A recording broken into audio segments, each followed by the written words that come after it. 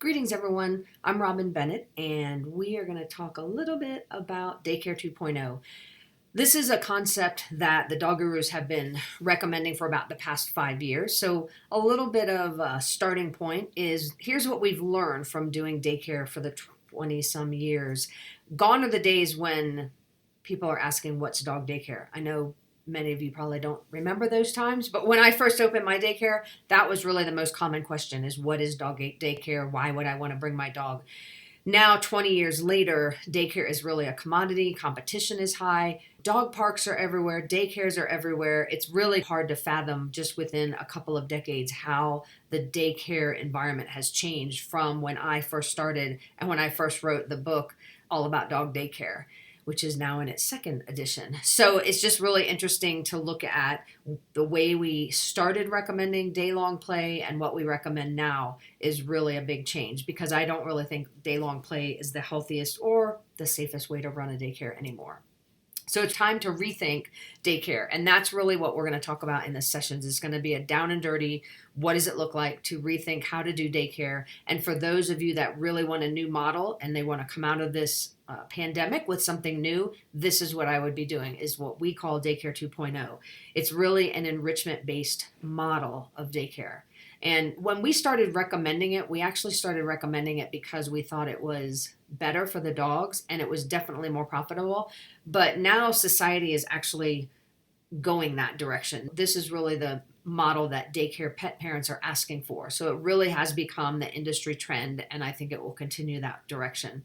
So Daycare 2.0, what is it? It's really looking at smaller play groups, shorter play groups, so more of a customized individual schedule for the dogs that are in your care, more one-on-one with the dogs, and it's more of a high-touch service. So it's not just put all the dogs in a big group. It's not even put all the dogs in a small group and let them be in that group all day. It's really about smaller groups that are rotating activities throughout the day. The advantages is you can get more dogs in the same space. You can offer more rest to the dogs, which we actually think is important. And you're going to see in this presentation how you're going to make more revenue this way.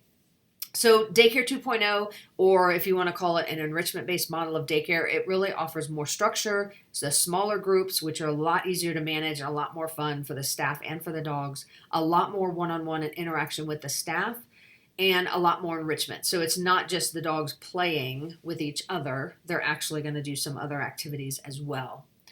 Generally speaking, it's going to result in more revenue with fewer dogs. So my motto has always been more money, less work. And that's the case here. It's also going to be better for your staff. Time and time again, we have heard that the staff loves this type of enrichment-based model. It's a lot more fun for them. They're a lot more motivated about their job. It's also going to be safer for the dogs because it's a lot easier to manage small groups and it's a lot safer to manage those small groups. And really, we're trying to say it's a reset for the industry. You really should be going this direction. If you're brand new and you're just trying to add daycare, this is the model I would add. If you are a larger facility and maybe you've always done regular daycare, I would at least look at adding it as an option. So a couple of the benefits. You have heard Susan Briggs and I talk forever about how daycare attendants are like lifeguards. And that changes a little bit with Daycare 2.0. You become more of a teacher because you're really doing a lot more one-on-one. You're not just standing back and watching the dogs now. You're actually able to interact and play with them and teach them. You get better play because the groups are smaller. So a lot of those dogs that we used to consider sort of wallflower dogs, they actually play a lot more with a smaller group. You're going to have more money with fewer dogs, which I mentioned before. And then staff morale and motivation, we see time and time again increase. So a lot of benefits to doing daycare this way. And so again, you can do this as an integrated add-on service. If you have a daycare already, maybe you're doing that day-long play, you just add this as an integrated service. Maybe it becomes a VIP option. If you are really looking to change things up, you can totally replace your traditional daycare and do Daycare 2.0, which is really the way that I would recommend going. And again, if you're a brand new business, this is how I would start. I wouldn't even do day-long play. I would just start with Daycare 2.0. But it's really up to you. There's really no right or wrong here. It's really whatever works for you. The thing about doing the replacement for traditional daycare, we get a lot of people who before this pandemic that were saying it's just really hard to change my whole model when I've got all these dogs coming. So this is an opportunity to maybe say, hey, we're going to just rip the Band-Aid off now that we're shut down. We're having fewer dogs because of this coronavirus thing. Let's just reopen, rebrand our daycare while we're in this slower time and come out of the gate with Daycare 2.0. That's definitely an option and definitely something I would consider. So here's some of the activities. The thing about Daycare 2.0, or that enrichment-based model of daycare, is you're not just going to have the dogs in group play all day long. They are still going to do some group play. So you can definitely still have some times where they're with other dogs, with their friends, and they're playing. But then you're going to break that up with, I would say, at least figure out your day so there's about 4 to 5 activity blocks where you're doing something with those dogs. Some of it can be, like I said, the group play. Some of it might be one-on-one activities that dog is going to do just with the daycare attendant. So maybe fit paws, or maybe some balance work, or maybe some nose work. Some of it might be activities that they're going to do with a small group of other dogs, maybe 2 to 3. So you might do some fun and games. You might do some long outdoor walks. It doesn't really matter what the activities are. Just pick a variety.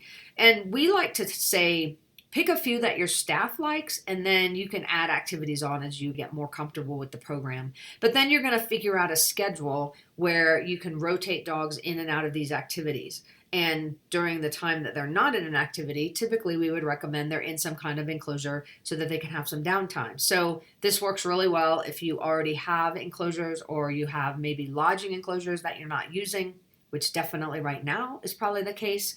Or you've got crates, maybe your training facility, and all you have is crates. That's fine as long as the crates are appropriate for the dog. They're going to be tired after they do some of these activities. So putting them in a quiet area where they can get some downtime is what you're going to do in between the activities that they're doing. So just a few examples, some nose work, maybe snuffle mats you can try. And a lot of times we'll do puzzle toys or snuffle mats while the dogs are in their lodging enclosure. So this is a good activity that can be done independently if you're using toys and puzzles that are safe for dogs that don't have to necessarily be supervised. So you can actually do these activities while the dogs are in their individual enclosures. You can do fit paws, so any of the fit paws equipment is going to be beneficial and be one. You can do this one-on-one, or you can do it in groups. Things like the balance peanut, again, building core strength, promoting that form for the dog, boosting the confidence. So this is a lot of fun, and owners love to see pictures of their dogs doing this kind of stuff. The canine fit bone, again, core strength, create a stronger bond just by doing training. All dogs can do this. So the great thing about Daycare 2.0 is it is much more appropriate for dogs of any age. Whereas all day long play is really best for dogs in the adolescent stage. So about 8 to 9 months to a couple of years. But for Daycare 2.0, these activities you can do with dogs of any age. The paw pods, again, part of the canine fitness stuff. You could do target training with the paws. You can get them to stand, which again is a little bit of coordination and core work, working on independent body awareness and balance challenges. And then one of our favorite products is the Climb, which we actually recommend everyone who does enrichment have about 10 climbs, because they're so versatile and there's so many things you can do with them. So here you're going to help dogs be able to learn a little bit faster by having that place for them to go. They focus better when they are on a platform. They learn to ignore distractions, which is awesome. And you can do a lot of behavior work with the Climb as well. So the Climb also has the advantage that you can do a lot of structures with it. So if you have a daycare room and you want to be really versatile and have some good equipment in there that's bright, colorful, and fun, I would get the Climb. And that's a product by Blue 9 Pet Products. All right, so wrapping your head around that whole model of enrichment and scheduling and activities, and it's just going to look totally different. You're also going to totally rethink the way you're doing your revenue for daycare. And the biggest thing that we probably work on people is just on the mindset issue is, will clients pay more to do this, especially when their dog seems like they're crated more or put in an enclosure longer? And the answer is yes, absolutely. People will pay for this. This is really what most pet parents are asking for these days. The important part is making sure that you are able to promote the value. Don't do discounting. Don't do a lot of low price entry. You really want to make this profitable and know your pricing, and we would make sure your cost at a profit, and that's the pricing model we would use. So I'm going to show you some examples here. So this is today's daycare model. So let's just say, I just back of the napkin numbers, let's just say you have 30 dogs a day, 5 days a week, and you're at about 65% occupancy for 52 weeks a year on average.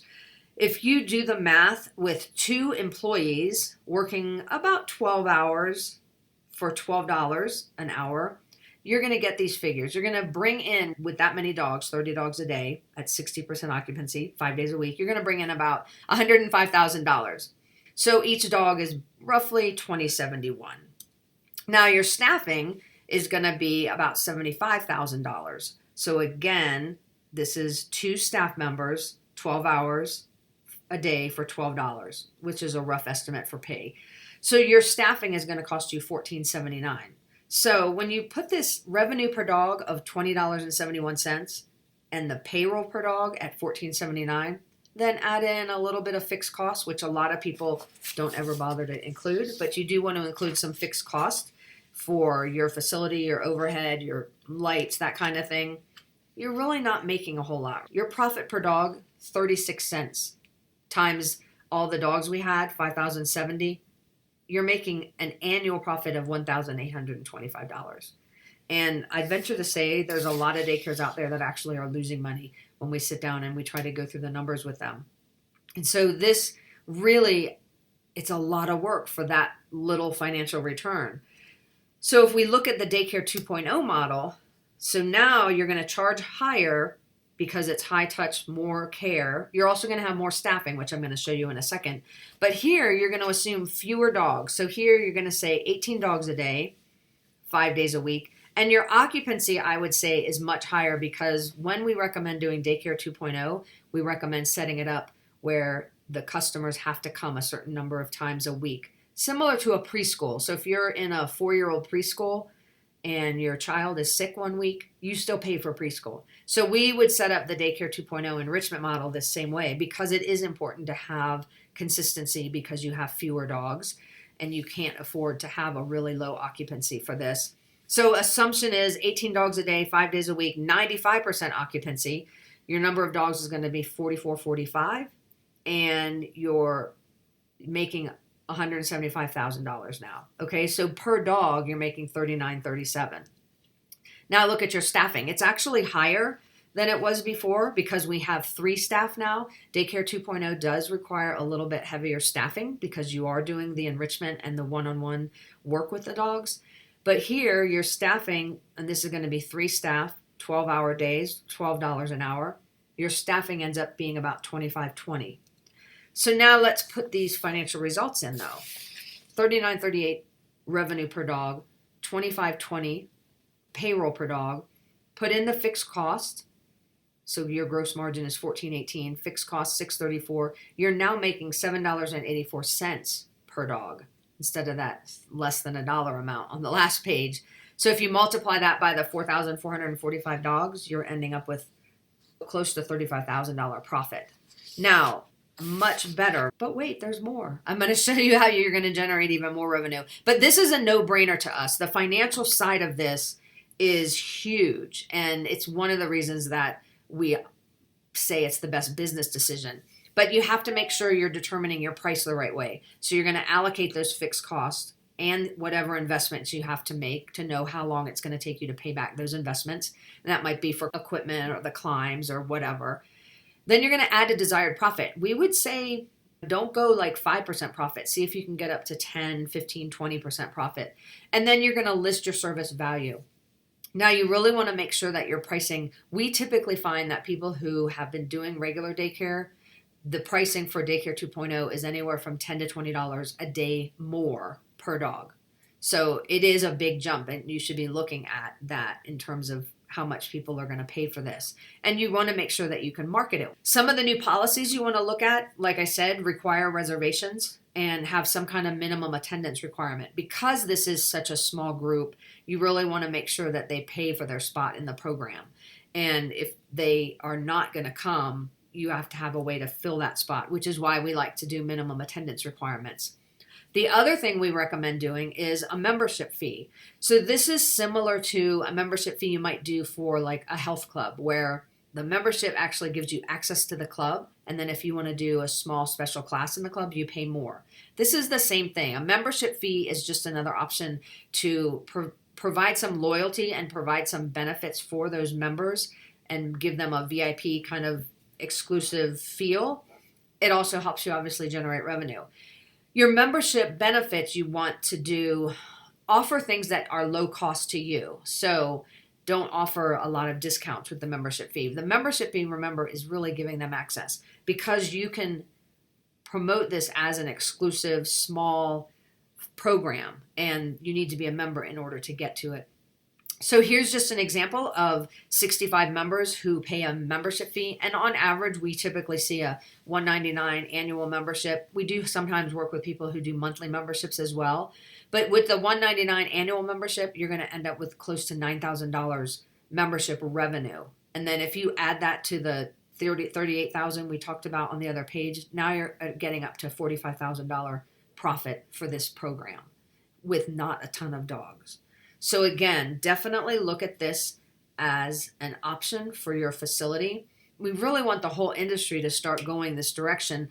I really think that industry trend is here. This is what people are starting to ask for. This is what's going to set you apart from any other daycare in your area who is not doing enrichment. You're going to also provide better quality care for the dogs. They're smaller play groups. They're safer play groups. The dogs are going to have more rest, which we think is important. And you're going to set higher prices. So looking at what to come out of this pandemic with, this is one of the things, if you are looking at adding this type of service revenue stream, I would definitely consider Daycare 2.0. It's better for the dogs, it's better for the clients, it's better for your staff, and from a revenue standpoint, it's better for your business. So this is a really good place to go. We would say be better than you were yesterday. So again, if you didn't have this program before, then this is the time to do it. You should come out of the gates at the end of this ready to roll out a Daycare 2.0 program. If you had an enrichment-based model, then this is the time to just rethink it, retweak it, maybe look at pricing. Was it set the best pricing as possible? And we do a lot of pricing stuff with our clients, and I can tell you that most of them are not charging enough. And it has a lot more to do with your mindset than anything else. Is just really understanding what the value is that you're providing, and that value translates to a dollar amount. The marketing side of it and the communication side of it is really important, because if you can't explain the value, then people aren't going to want to pay. But we also find that we have people paying over $50, $60, $70 for this because they're able to, the business is able to show the benefits and the value. So that's really what you want to focus on. This is definitely a time where if you're feeling like you're not sure how to promote it or market it, or you're not sure you should charge more or a high amount, that's definitely a time to look at possibly hiring some people that can help you with that communication and marketing. Definitely look at that. So we do have some resources. If you go visit the dog daycare booth, we have a PDF called Dog Daycare Done Right. It's a very simple, about 30-page PDF that gives you a comprehensive look at how this would all work. It gives you some ideas of how to implement it. And then if you really want to jump in and go for it, then we do have a Dog Daycare 2.0 toolkit, which has pretty much everything you need to implement the program. So really looking at the space you have, the activities, we have a whole very huge document on how to teach a lot of those activities if you don't have a trainer on staff and you just aren't sure how to teach your staff how to do some of these things. We have a whole document that covers that. We have information on how to price it and help you, templates that help you to actually lay out your building, figure out the schedule, figure out the staffing. So all of that is included in the Daycare 2.0 toolkit. So we do have that over at the trade show booth as well. We also have talked to Lori Davis from Paramount Success Group. I would definitely go to her trade show booth as well, because she's done a lot with marketing this, and she has had huge success in helping clients roll this out in a way that their clients understand. So we offer a tiny bit of marketing in the Daycare 2.0 toolkit, but her marketing process is much more comprehensive. So if you're really worried about, is it going to work, definitely go see Lori as well.